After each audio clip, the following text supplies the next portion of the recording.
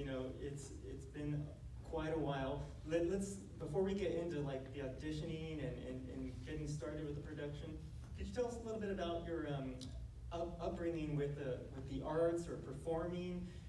You know, what was going on before you made your big audition for the Apple? My grand debut. Yeah, this was the first movie I ever did. But so I am from Canada. I came up with the name Moose Jaw, by the way. They had some, I think they had us from like Toronto or something. And I'm like, Toronto's a big city. You want them from the sticks. But Menachem Golan, the director, didn't understand that. He just thought anything from Canada was small. So I said, why don't you have them from Moose Jaw? Because I had a friend who's actually from Moose Jaw, Saskatchewan.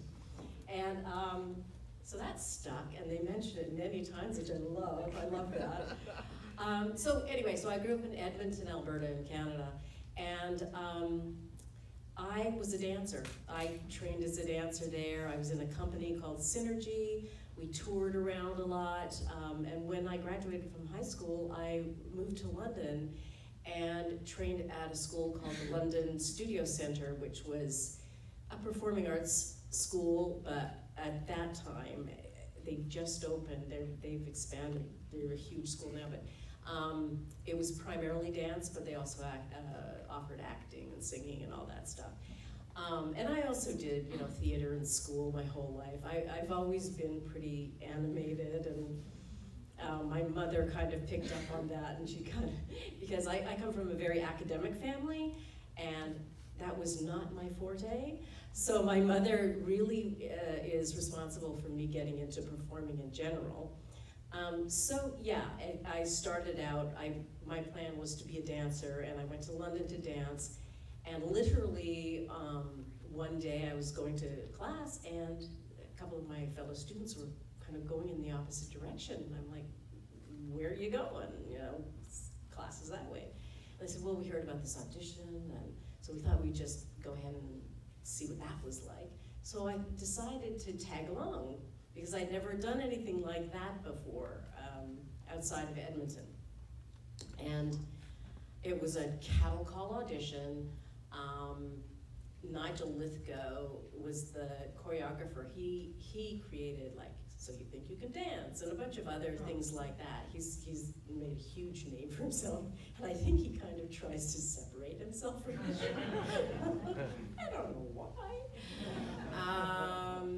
But I was in this cattle call dance audition, and Menachem, the director, saw me and pulled me out of the crowd and asked me if I could act. And of course I said, yeah. And he had me read for the role of Bibi. And then he said, can you sing? And I'm like, sure. And I was cast, in this lead role in a feature film. And the adventure began, We ended up shooting it in Berlin and other parts of West Germany, but at that time, it was 1979, the wall was still up. I was telling the story to Cody that, you could go into East Berlin on the other side of the wall, but nobody who lived there could come the other way. And Joss Ackland and I, one day, we took the train into East Berlin, went through Checkpoint Charlie, and it was the weirdest experience because West Berlin is just this sort of island that's surrounded by Eastern Germany. And you cross into East Berlin, West Berlin was like a circus. It was just like party all night long. It just was, it vibrated kind of. And in East Berlin, it was just dead. It was like nobody was around. There was no foliage. It was gray. It was such a stark contrast. And when Joss and I spent the day there, and on the way back, we got on the train, and he realized he misplaced his passport, which of course freaked him out. And it was I was sort of like following him around because he was like going crazy looking for his passport. He did eventually find it, but that was a weird experience. At any rate, it's kind of off topic there, but yeah, so this is how I got into acting. And so, there are a lot of fantastic, this whole film is fantastic, but it takes itself very seriously. Could you tell us a little bit about, like, just when you were reading the script and, like, seeing what this film was gonna be like, and then ultimately being there on stage with these sets, like, not everybody's first movie is, something like The Wizard of Oz, right? Yeah. Well, I had no perspective at all. I'd never been on the set of a movie. I had no idea what anything meant. I remember reading the script and reading it over and over and over again. It was captivating for me. But I had no way to translate what it was going to look like on screen. I just thought this was the coolest thing. By the time we shot this thing, I knew every line, everybody's line, off by heart. I knew all the lyrics of the songs and everything, because I was just sort of fascinated by the whole thing. So, having zero experience in this area, I had no clue of what I was getting myself into. I knew it was legitimate.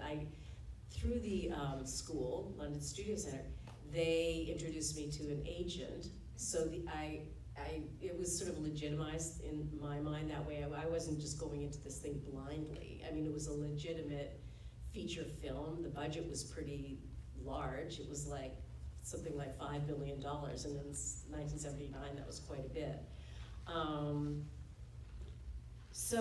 But again, I just sort of went in blindly and just kind of rode the wave, and I loved every second of it. I loved it. I had the best time. Do you have any particular favorite scenes or musical numbers that you film? I loved them all.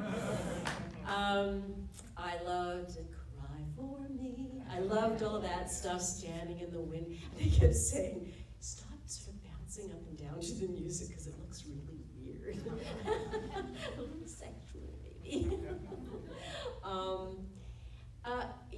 Yeah, I mean, Speed was so much fun.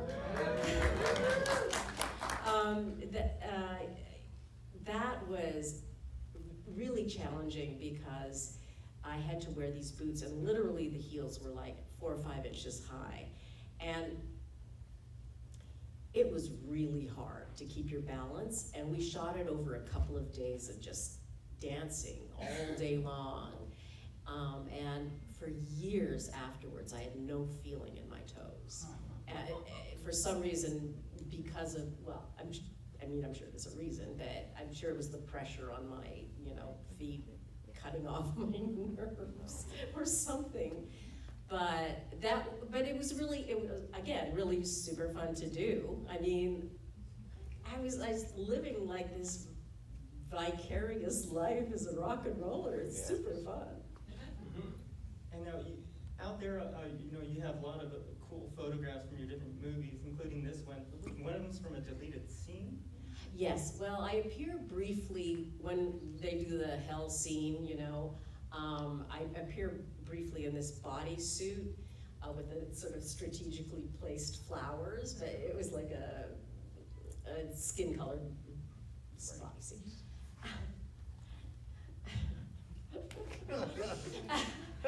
But the scenes that didn't make it to the movie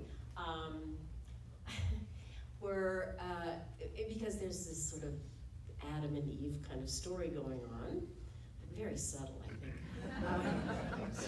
But there was a scene where I sort of, as Eve, emerge out of the ground, sit up out of the dirt, and then I'm like this innocent thing, and I sort of skip through this Garden of Eden kind of a place. And the Alfie character, who's obviously Adam, he has a scene where he kind of breaks out of a rock. And then there's a whole thing with Mr. Tops walking on water and singing some song. But what's really weird in this scene also is there's like a bunch of animals and dinosaurs and all sorts of weirdo things going on. It was a huge scene in a studio. I mean, it took I'm sure it was very expensive to set up. But yeah, the picture that's out there of me in this little bodysuit is me just like coming out of having risen from the ground, and I'm just like in awe of the world, I guess. Or something. I don't know.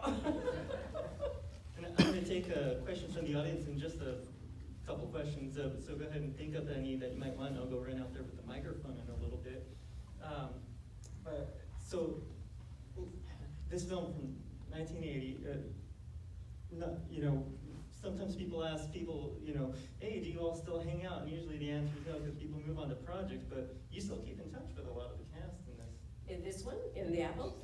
Well, Rachel, who played Snake, is that what? Snake? Shake. But he's also a snake. Well, exactly, that's what I was thinking of, him as the snake. Yeah, Rachel, he and I have kept in touch. It's amazing with social media who you can get back in touch with after so many years. And actually Alan Love as well, who now he played Alfie. No, Pandy. Pandy's the guy, right? Or is it Dandy? No, Pandy. And he was, also the cast, like Alan Love and George Gilmore and Grace Kennedy, they were all legitimately big music stars in the UK. At any rate, I've kept in touch with him through social media. He lives in Indonesia or somewhere now. Well, it doesn't matter, because I can't remember the name of the show, but he was on one of those cooking shows. Who's that guy who is so mean to everybody? Gordon? Remember the show about the guy, he would go into their restaurant and tell them how awful it was? What's that show? I forget what the show was. Kitchen Nightmares? Something. What's that? Kitchen Nightmares, okay. Alan Love had a restaurant and he was on the show, and what's his name was just ripping him apart. And I was like, that looks really familiar to me. I think actually that's how I got back in touch with him. I somehow found him on social media. I said, I just saw you on Kitchen Nightmares. Anyway, now he's living in Indonesia. And I thought it was pretty funny, you were pointing out to me how large the child is at the end of the film. After 1 year. Yeah. They've been with us for over a year. There's this 6-year-old they're carrying around.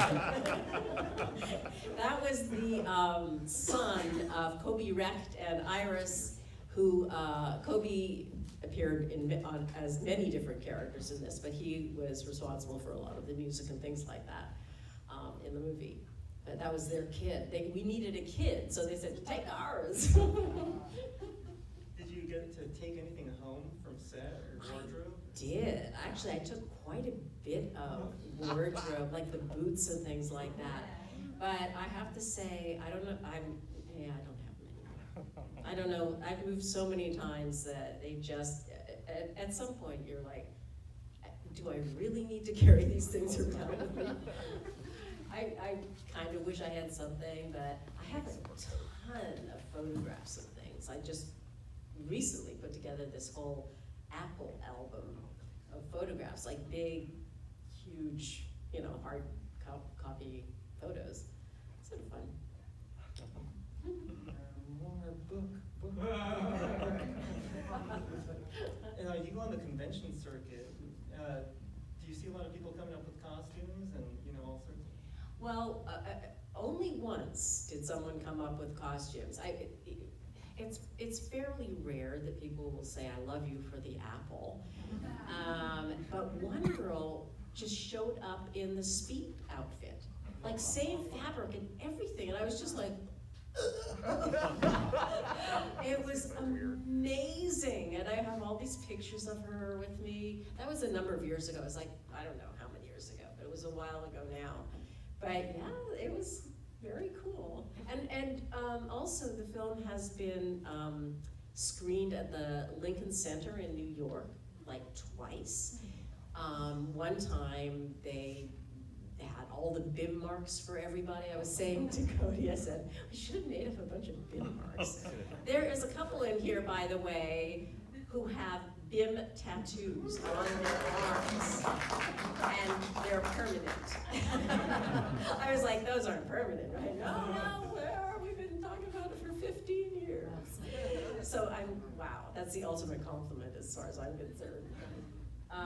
And then there was so this was a Canon film, and there was a Canon Films retrospective at Lincoln Center, and this screened, and we came up, Menachem Golan, the director, and Yoram Globus, his cousin who produced it, and I were on stage doing, and I hadn't seen them for, I don't know, 30 years or something like that, so that was pretty cool to see them. Menachem passed away soon after that, I think. Yeah, it was a trip.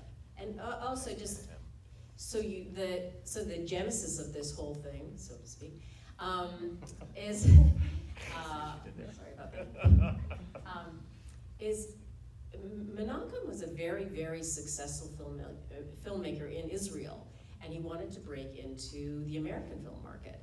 And it was the era of these kind of rock musicals, Xanadu and Rocky Horror Picture Show and that kind of stuff. And he thought that this was going to break him into the business, and he would be, rich and stuff, I guess. But it would break him into Hollywood. And so you talk about what makes it sort of even kitschier in a way is that they were totally serious. This was like going to be the big movie of their careers, like breaking into the film industry in America. And so it was all taken very, very seriously. They spent a lot of money on costumes and music. London Symphony Orchestra or something is the background music, or the orchestral portion. They spent a lot of money on this thing. Not on me, because I never done anything before, but the locations, we were in Berlin, we were in Baden-Baden, we were in Hamburg, we traveled around. We rehearsed for weeks and weeks with all the dancing in London before. So, they put a lot of money into this movie, hoping that it would be a huge success, and it was not.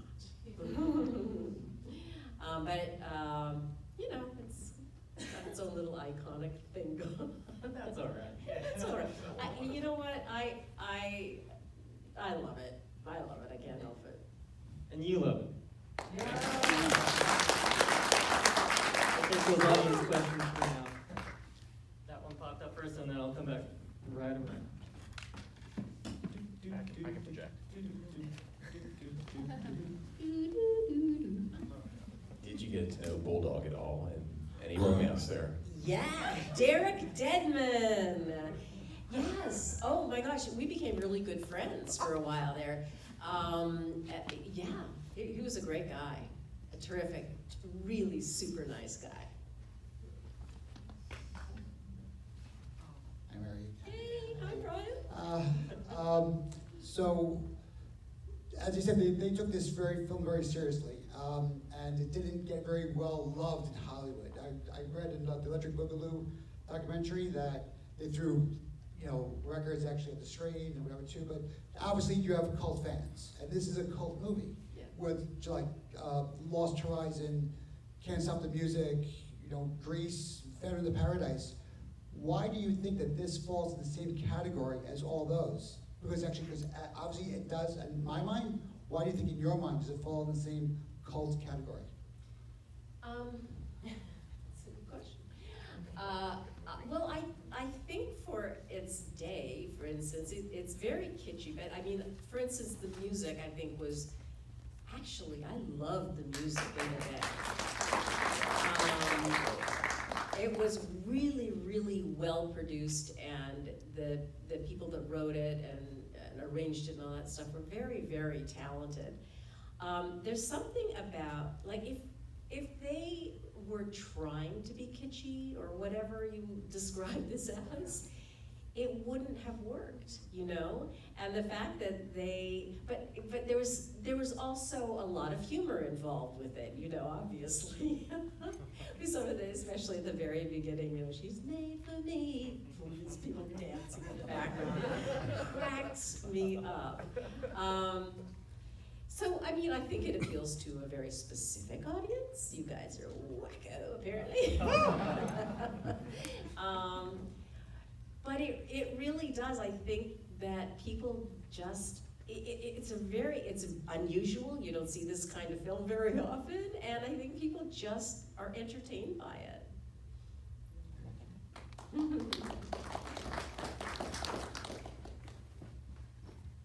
So I'm not a religious person, but my upbringing was very religious. So I just want to know, obviously this is a story of original sin, Adam and Eve. Did you get like a lot of religious backlash for doing it? And how did you guys address that? I really didn't. But you know, when it was first released, it was very short-lived. He talks about when it was introduced at the Montreal Film Festival in 1980. And it was the first year of the Montreal Film Festival. And the story that I heard was the guy who organized the whole film festival asked his son what movie he thinks should premiere the film festival. And his son said, this one. And so it drew a huge audience and everything. And they handed out records, like vinyl records, to everybody as a take-home thing. And yeah, the reaction was pretty awful. They would literally were throwing the records at the screen. Oh my God. And Menachem would have said this, he said it, he was literally suicidal after the screening because it had such a bad reaction. So my point is, its life was so short that I don't think there was any time for people to go, wait a minute, this is, you know, sacrilegious somehow.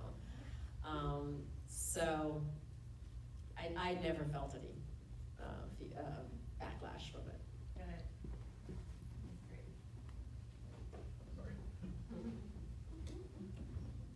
Thank you. First of all, thank you so much for joining us again tonight. This is so awesome. I misspoke earlier, and actually, thank you, Eric, for correcting me. It's been like 20 or 25 years since a fateful New Art screening, and I'm just wondering, like, can you describe a little bit about like your reaction to years and years later, as you started to hear, hey, this movie is starting to screen up places, and midnight screenings were happening. Like, I'll speak for myself. You know, part of why I think this is a cult film is, as people discover it, it's one of these films that's got such scope and such incredible music that it's like, how have I not heard of this? Like, how did this movie get so under the radar back then? So I guess it's a two-part question. Number one is, how was it? Was there a theatrical release, you know, when it came out past the film festival? And then two is, can you talk a little bit about when you started to hear and what your reaction was that the film was starting to play and that a Blu-ray was coming out, and that people were really interested in reviving this movie? Honestly, I'm not sure if it had a theatrical release or not. I don't know. I think it just kind of like faded after the Montreal Film Festival. I was living in New York, let's say around, well, the mid-2000s, say. And I got a call from, I think it was Entertainment Magazine, wanting to interview me and saying, did you know that this movie was like this cult thing in like New York, San Francisco, Los Angeles, Chicago, all the big cities, and there's these midnight screenings and everything, and I was like gobsmacked, you know. I was like, what? Because it'd been so long since I'd heard anything about it at all. And this person went on and on about how it's become this cult thing. And they said there's gonna be a screening in New York at this place called the Sunshine Cinema, I think it's called, which has since closed down. Uh-oh. I know, it was this little theater on Houston Street in New York City. And he said there's gonna be a screening there. And so my husband and I went to it. And we sort of sat in the back, and I had really short hair at that time. Nobody recognized me, put it that way. But it was incredible. It was like sort of a la Rocky Horror Picture Show. People were dressed up, they were singing the songs, they were doing this whole thing. I was just blown away. So that was the first I'd heard of that. In the mid-2000s, we shot it in 1979, so you can imagine how shocked and surprised I was. Yeah, does that answer your question? Yeah. But I really do get a kick. I do get a kick out of it, I have to say. I was saying that I've been in touch with Rachel, and so I just thought of this today. I thought, what if he's living in California? Because he's lived in a bunch of different places, and he showed up tonight. Wouldn't that be so cool? So I emailed him, but I didn't hear back. I think he may be in the UK right now, so if he is, he's asleep. But yeah, it's just very dear to my heart. And I had such a lovely experience on it, except for the time where this is brand new for me, and I missed my name on a call sheet. I didn't think I was working. For some reason, I can't explain why. And I was mentioning that West Berlin was like a circus. I mean, there was clubs and things open all night long, every night. And there's a large group of dancers, and they used to go out and just have so much fun. So one night I decided to go out with all these dancers. We stayed out all night long. I went to places that I'd never been to before nor since. And I walked back into the hotel where we were staying the next morning about 7:30, and there was an AD or PA or someone freaking out, panicking, wondering where I was, and I'm like, I'm not working today. Yes, you are. You've missed your call time. You gotta come with me. So I don't even know what I did. I guess I just went to the set and hadn't had a wink of sleep. And actually, the picture the scene that didn't make the movie was that day. And I was in makeup, and Menachem, who could be quite gruff, I guess, he came down into the makeup room and he just started yelling at me. He said, "You'll never work in this business again!" He was saying all this stuff to me, and I was like, oh. And the thing about it was that I never really expected to work in the business anyway. So it wasn't, he just more scared me than made me panic or anything like that. Oh, he was so mad. Because also in those days, they were shooting on 35mm film and very, very expensive. Yeah, it cost them a lot of money to wait for me, I guess. But oh, that was my Hollywood moment. You'll never work in this business again. Proved him.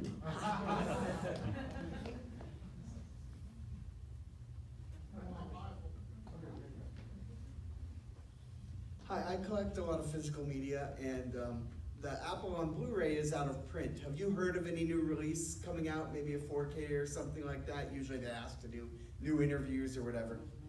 I haven't heard anything. There is a documentary about Canon films, which is also interesting. In the movie, Boogaloo, he's telling Bibi, your record is up for sale or whatever. We're selling your record now. She says, how do you sell the record? We haven't even made one yet. And he says, well, that's what you do. You sell it first and then you make it. That was exactly what Canon Films did. Yep. That's how they sold they would go to Cannes or something like that and promote and sell these ideas for movies that they hadn't made. They'd have a poster. What's that? They always had a poster. Right? Yes, you're exactly right. But that is what they did, so that made it into the movie. I mean, this documentary is really great because they also worked with some really, really good actors.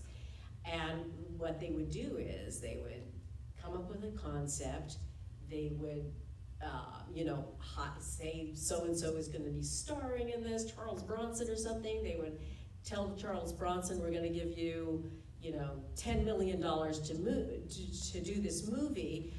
The budget for the movie itself was, nothing. So all their budget would go into the star. They would have the concept, they'd sell the concept at the movie, film festivals, and then they'd make the movie. So it's interesting to see that concept in this movie itself. They were Boogaloo. Yeah, actually, that's what she was saying before. It's called Electric Boogaloo, the canon story. It's available on YouTube, so just FYI. And as you just touched base before, you said that when you said you'll never work in this town again, you proved it wrong, obviously. And between, yes, you can applaud for that. I appreciate that.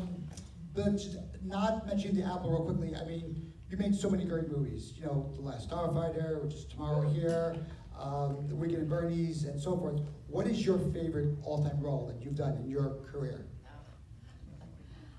Yeah, that's a great question. And it's a hard question to answer because I feel like I've been really lucky to have played lots of different characters. And as an actor, that's what the goal is.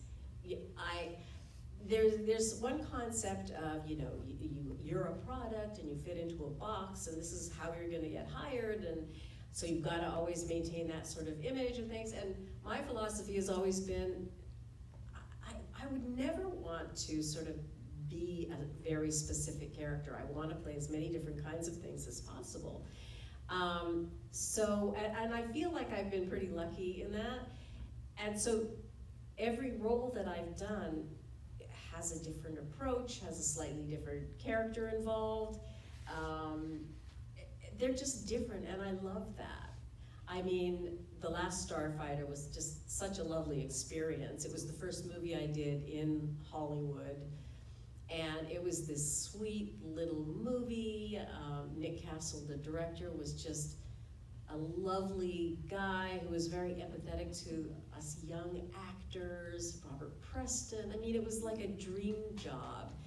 And Dan O'Herlihy as Greg. I don't know if you guys are familiar with him, but they were just so, and also, I'm just saying, it was an amazing experience to work with all these wonderful actors, and all the character actors in the trailer park and stuff were just awesome.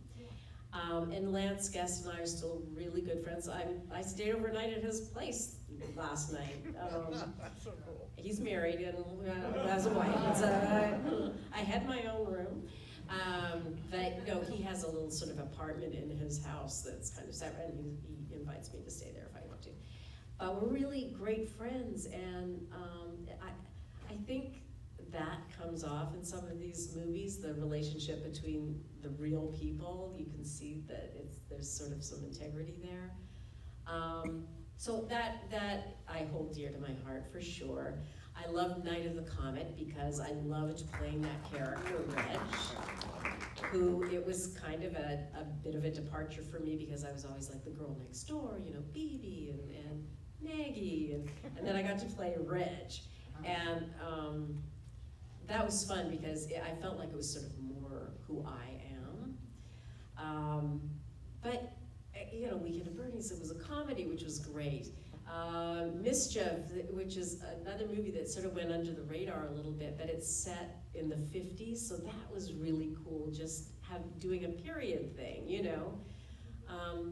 Every role, every project is its own entity and unique experience, and I just love it. I love it.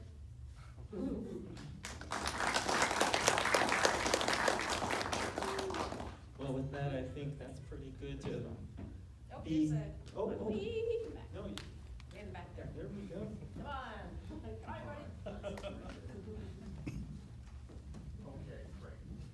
Okay, Catherine, you made a fact you did not know if the movie was released or not.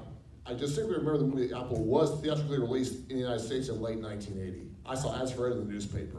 Oh, okay, Now great. here's my question. Since the Apple is getting cult classic status, and you mentioned other movies from 1980 such as Can't Stop the Music and Xanadu, which are now also cult classics. I must have been a big Xanadu fan. Did you ever see those two movies, and what did you think of those? I actually never did. I know. I know, you're right, I know I should. Yeah, it's, I'm trying to think, I did see Rocky Horror Picture Show, which I really liked, I loved it. But, you know, it was also a time I was getting into movies and things like that, and I really didn't go to a lot of movies at first. It's so sort of weird that way. You know, I was so busy, and I was also traveling. When I did the Apple, I was living in London, and I didn't know what was going to happen with this movie, and for me as an actor. And my goal was really to be a dancer, so I was back and forth a little bit, and then finally.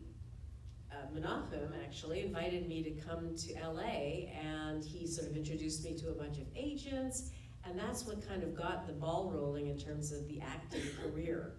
But I was, I mean, yeah, I was traveling a lot, I was dancing, you know, training basically, and I wasn't watching a lot of movies, oddly enough, yeah.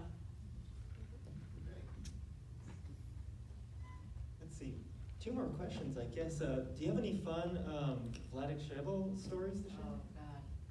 He was such a character, oh man. He's so great in this, I feel like. Yeah, he kind of kept to himself a little bit, but I do remember one time, I don't know why, I was in his room in the hotel, and I forget what the circumstance was, but he was really into perfume. He was like inviting me to smell all these different kinds of perfumes that he was discovering in Berlin. And I was like, okay. You know, I was BB. I in many ways, I still am. I mean, I think that's one of the reasons I was cast, is because I look at that and I'm like, yeah, that's just me. And in fact, I remember a friend of mine saw the movie and they're like, what's so great about that? That's just you. I was like, yeah, it's kind of, yeah. And final one before we get out of here. You're in the produce aisle. What kind of apple do you pick?